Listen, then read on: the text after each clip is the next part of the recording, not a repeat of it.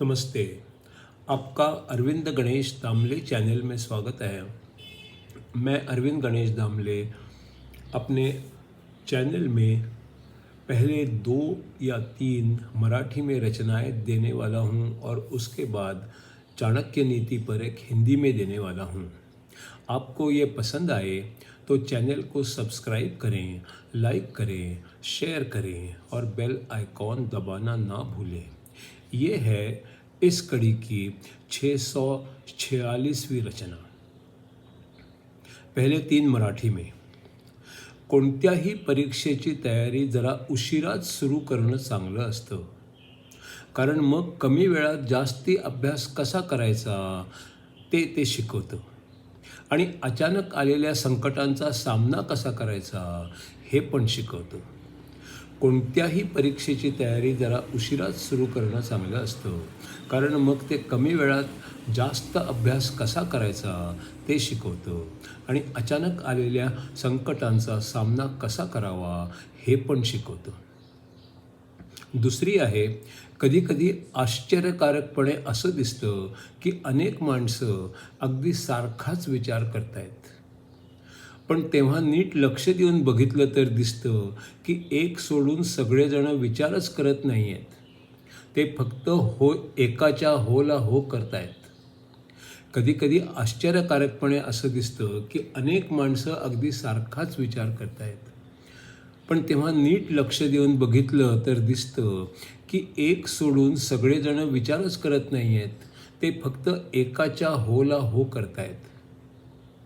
तिसरी आहे, एक नवरी मुलगी म्हणाली, अगं लग्नात माझ्या ड्रेस डिझायनरमुळे आणि पार्लरमुळे मी इतकी नटले आणि बदलून गेले की नंतर तासाभराच्या प्रयत्नानंतर मी जरा नेहमीसारखी आणि सभ्य दिसू लागले. एक नवरी मुलगी म्हणाली, अगं लग्नात माझ्या ड्रेस डिझायनरमुळे आणि पार्लरमुळे मी इतकी नटले आणि बदलून गेले की नंतर तासाभराच्या प्रयत्नानंतर मी जरा नेहमीसारखी आणि सभ्य दिसू लागले. अगली रचना है हिंदी में आर्य चाणक्य जीवन और विचारों पर आधारित अगली कड़ी, तीसरी कड़ी। राज्यकर्ता के लिए चाणक्य कुछ विचार बताता है, ये विचार और विवेक ही चाणक्य नीति कहलाता है। राज्यकर्ता के लिए चाणक्य कुछ विचार बताता है, वो विचार और विवेक ही चाणक्य नीति कहलाता है। विष्णु भगवान के सामने झुक लिखना शुरू करता है, ग्रंथों और खुद के विचार ले लिखना शुरू कर देता है। विष्णु भगवान के सामने झुक लिखना शुरू करता है, ग्रंथों और खुद के विचार ले लिखना शुरू कर देता है। इस ग्रंथ को जो भी ध्यान से पढ़ता जाता है, योग्य अयोग्य अच्छा बुरा दोनों को समझ वो लेता है। इस ग्रंथ को जो भी ध्यान से पढ़ता जाता है, योग्य अयोग्य अच्छा बुरा दोनों को समझ वो लेता है। व्यक्तिगत स्वार्थ से ऊपर उठकर ग्रंथ को पढ़ना चाहिए, ठीक समझ पाने की क्षमता भी उसमें होनी चाहिए। व्यक्तिगत स्वार्थ से ऊपर उठकर ग्रंथ को पढ़ना चाहिए, ठीक समझ पाने की क्षमता भी उसमें होनी चाहिए।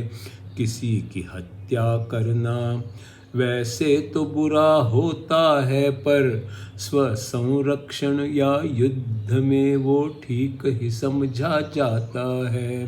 किसी की हत्या करना वैसे तो बुरा होता है, पर स्वसंरक्षण या युद्ध में वो ठीक ही समझा जाता है।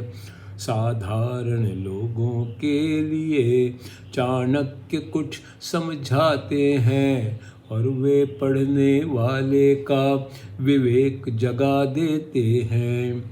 साधारण लोगों के लिए चाणक्य कुछ समझाते हैं और वो पढ़ने वाले का विवेक जगा देते हैं। करना या ना करना इसका असमंजस दूर कर देते हैं। हर एक परिस्थिति में क्या सही इसको समझा देते हैं। करना या ना करना इसका असमंजस दूर कर देते हैं। हर एक परिस्थिति में क्या सही इसको समझा देते हैं। अच्छा आदमी गलत काम से स्वयं दुखी हो जाएगा। बुरी नीयत वालों को अच्छा कहना गलत हो जाएगा।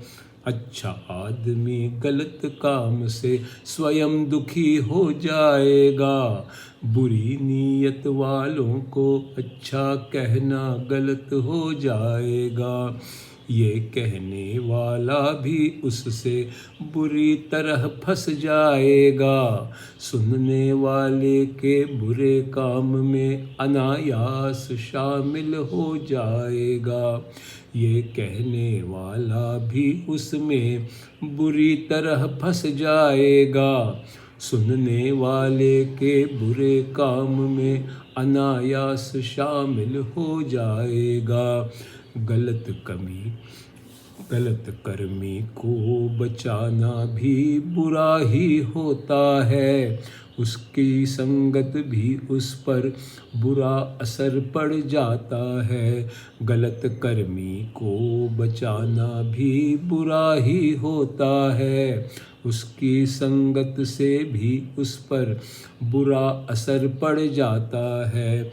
दुखी आदमी बात बात पर नसीब कोसता जाता है।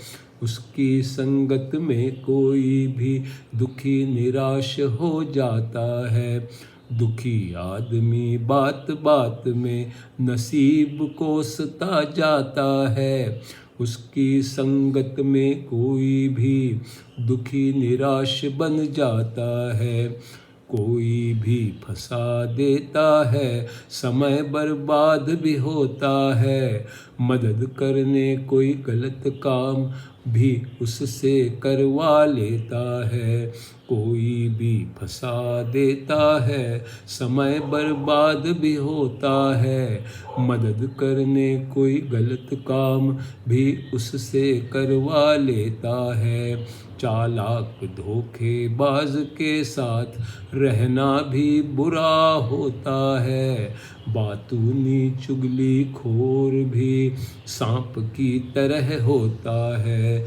चालाक धोखेबाज के साथ रहना भी बुरा होता है। बातूनी चुगलीखोर भी सांप की तरह होता है।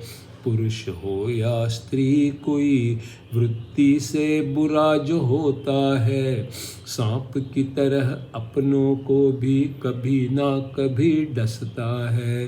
पुरुष हो या स्त्री कोई पुरुष हो या स्त्री कोई वृत्ति से बुरा जो होता है, सांप की तरह अपनों को भी कभी ना कभी डसता है। पुरुष हो या स्त्री कोई वृत्ति से बुरा जो होता है, सांप की तरह अपनों को भी कभी ना कभी डसता है।